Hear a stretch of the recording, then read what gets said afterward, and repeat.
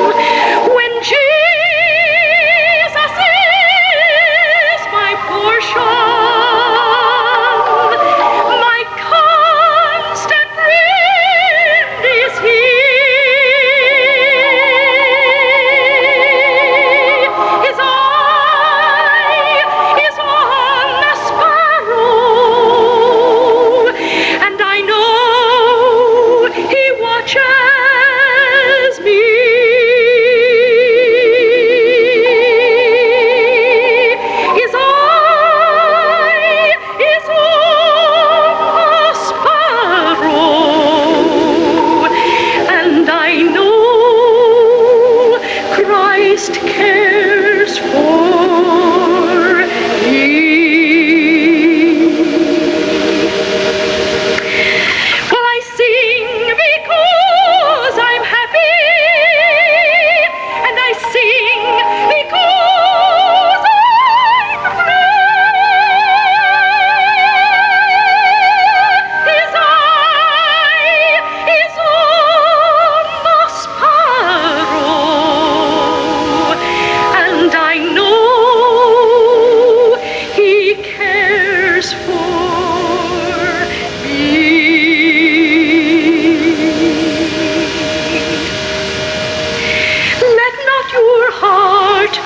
troubled.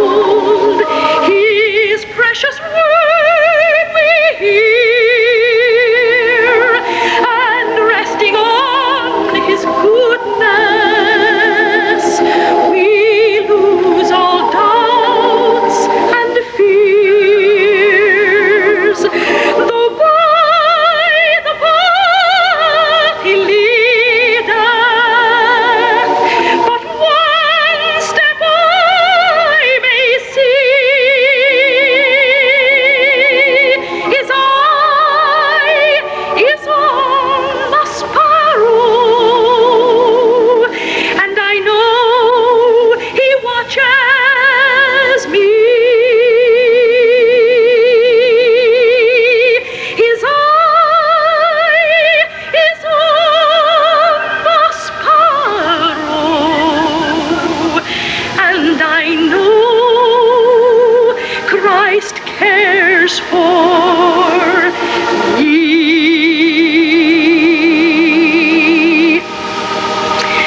Can you sing because you're happy? And has Christ made you free?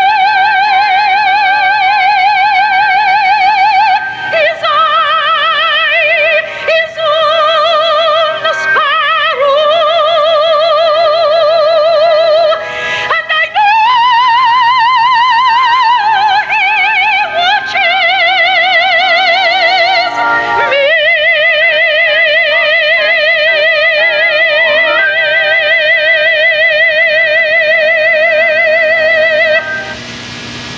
Thank you, Barbara. He not only watches us, but He's listening to us. He hears every word we say.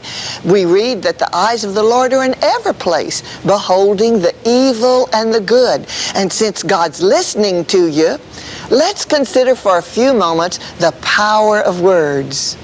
A careless word may kindle strife. A cruel word may wreck a life. A bitter word may hate instill. A brutal word may smite and kill. A gracious word may smooth the way. A joyous word may light the day. A timely word may lessen stress. And a loving word may heal and bless. Remember, the tongue's in a wet place. Watch it. Don't let it slip. Did you ever hear anyone make the statement when they've said the wrong thing and say, oops, I put my foot in my mouth? Have you ever heard anyone say that? Well, have you ever done that? Have you ever put your foot in your mouth, so to speak? Have you ever uttered a word that you wished you hadn't said? That reminds me of years ago, an individual that was just prone to criticism, and always it seemed like scattering discord. And well, God said 6 things He hates. 7 is an abomination to Him, and the 7th one is those that sow discord among the brethren, according to Proverbs. But this individual was one that was just always creating problems.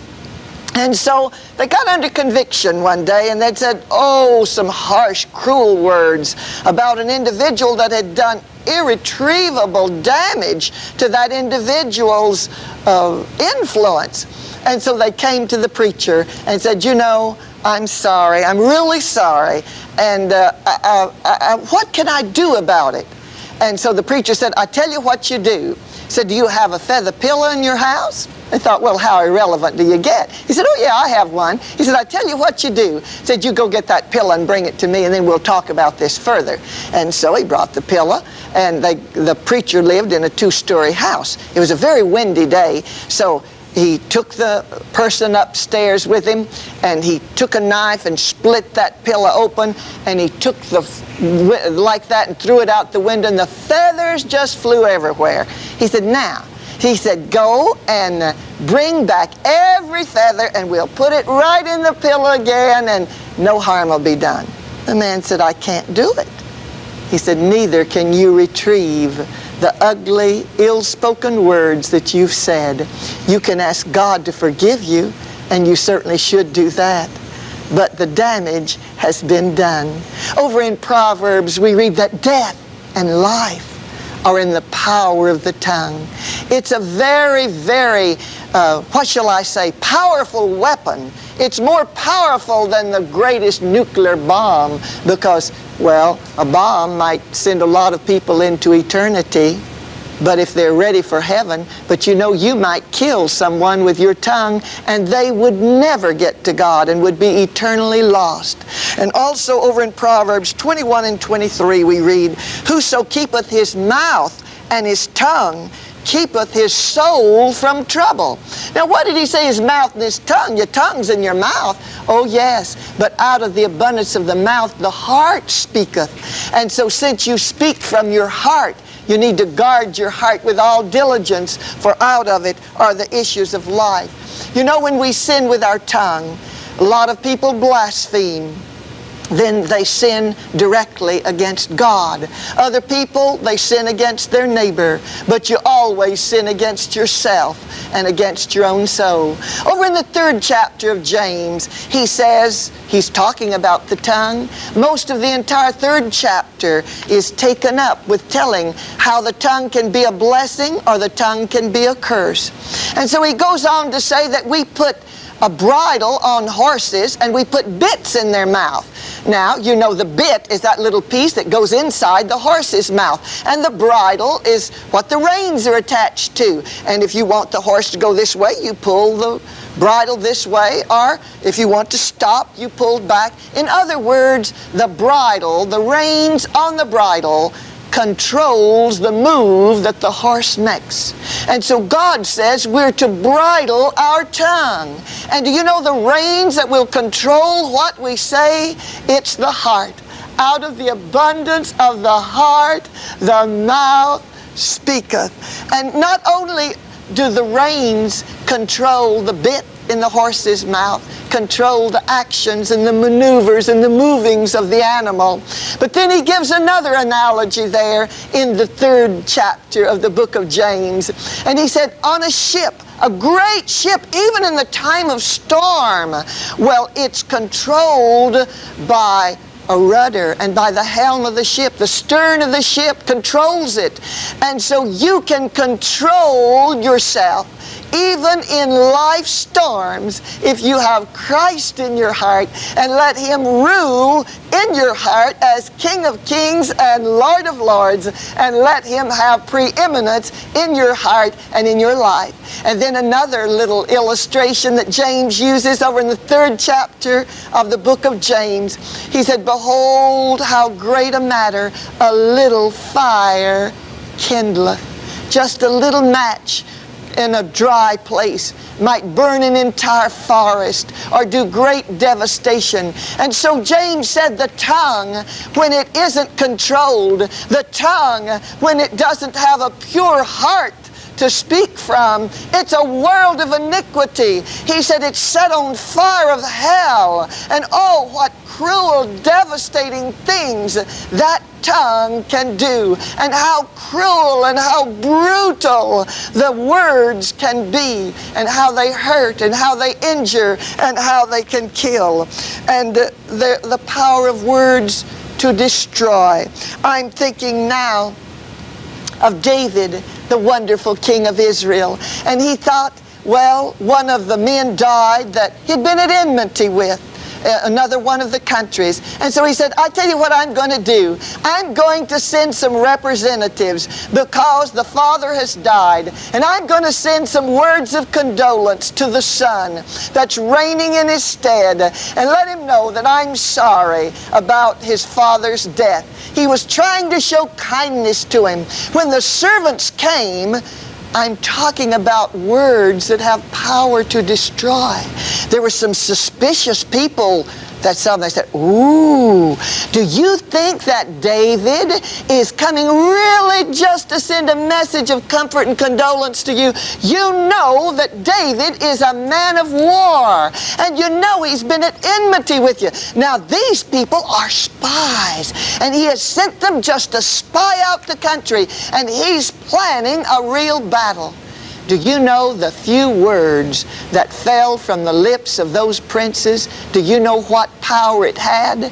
They treated those servants despitefully, and they went back, and finally it resulted in a battle, and 40,700 people were killed because of a few little prince that had suspicious words and misunderstood David's act of kindness. Power of words to destroy. Life and death are in the power of the tongue. And also we find that the tongue has power to discourage.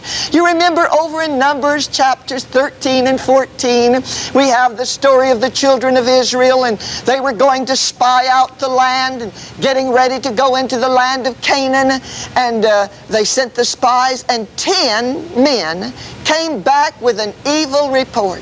They said, why, it's true. The land's a good land. It has grapes. It's flowing with milk and honey. But you know, there's giants there. Oh, the sons of Anak. Do you know what? We're just like mere grasshoppers in their sight. Oh, we can't take the land. It's a walled city. They're fortified cities. And they begin to name off the 5 different powerful tribes that were there. They said, we can't make it. The people lifted their voice and wept all night long. And because of these 10 spies that brought back a discouraging word, they not only lift up their voices and wept, but they were, what shall we say, responsible for spiritual mutiny. And a whole nation refused to listen to Caleb and Joshua. 2 of them, Caleb and Joshua, said, oh, it's true. We did see the giants there, but we have God on our side. God's fighting for us. God's going before us. God's going to make the crooked places straight. We have nothing to fear. We're well able to take the land. Oh, let's go. Let's go now. But the people listened to the 10 men who had discouraging words. And the 10 men said, we can't make it. What happened? They said, let's go back to Egypt. Let's just get us another leader. We don't like Moses. We don't like the way he's leading things. So, you know what God said? He said, you said you wish that you had died in the wilderness. Well, he said, I'll just grant your request.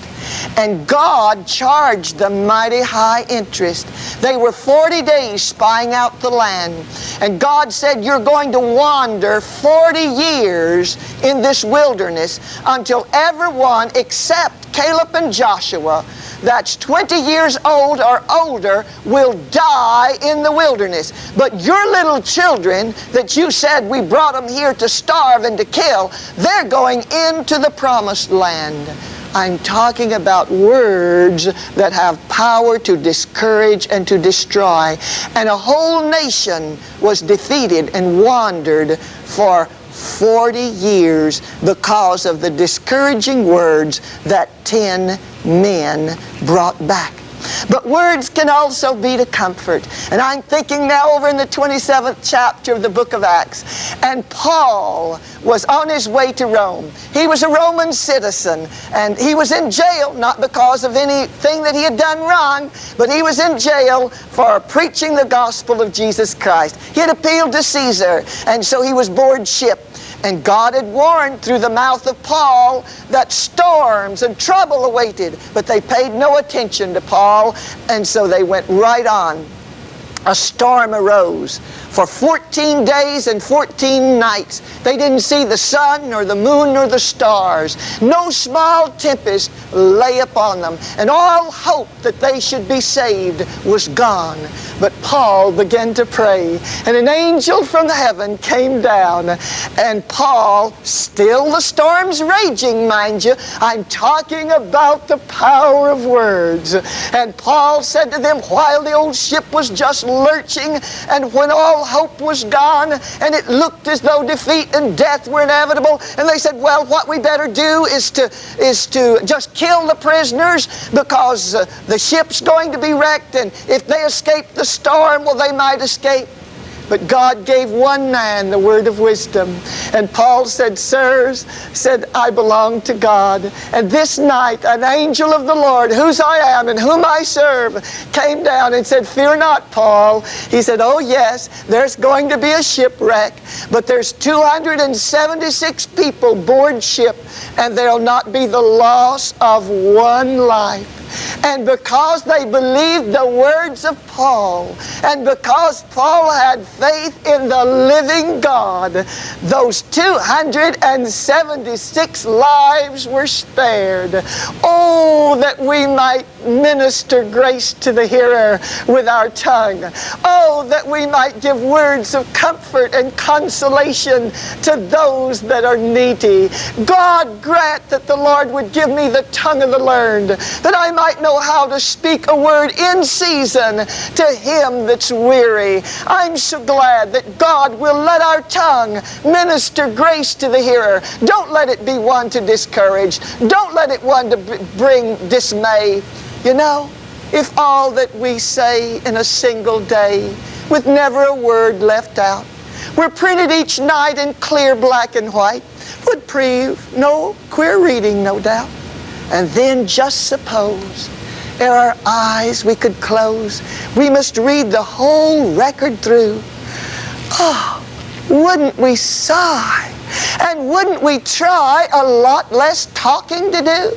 And I more than half think that many a kink would be straightened in life's tangled thread if half that we say in a single day were left forever unsaid. Jesus can help you to say the right things at the right time and minister grace to the hearer. And now Brad's going to sing for us at this time.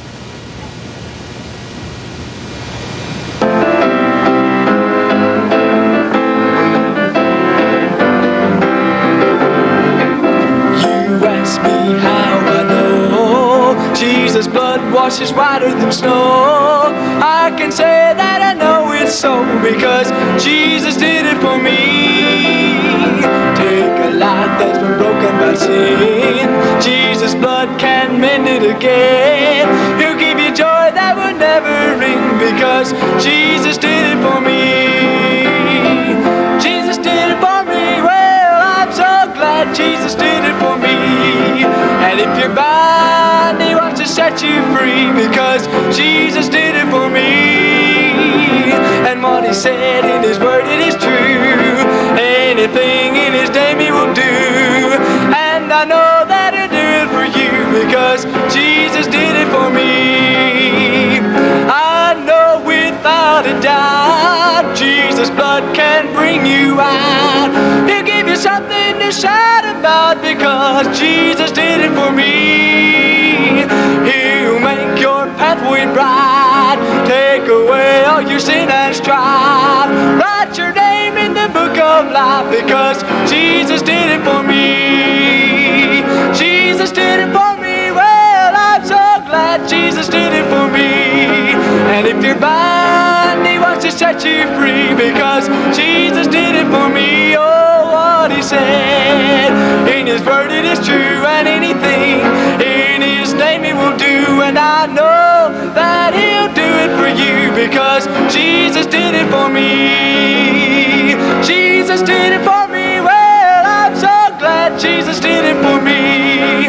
And if you're bound, He wants to set you free because Jesus did it for me. Oh, what He said in His word, it is true. And anything in His name He will do. And I know that He'll do it for you because Jesus did it for me. And I know that He'll do it for you because Jesus, He did it for me.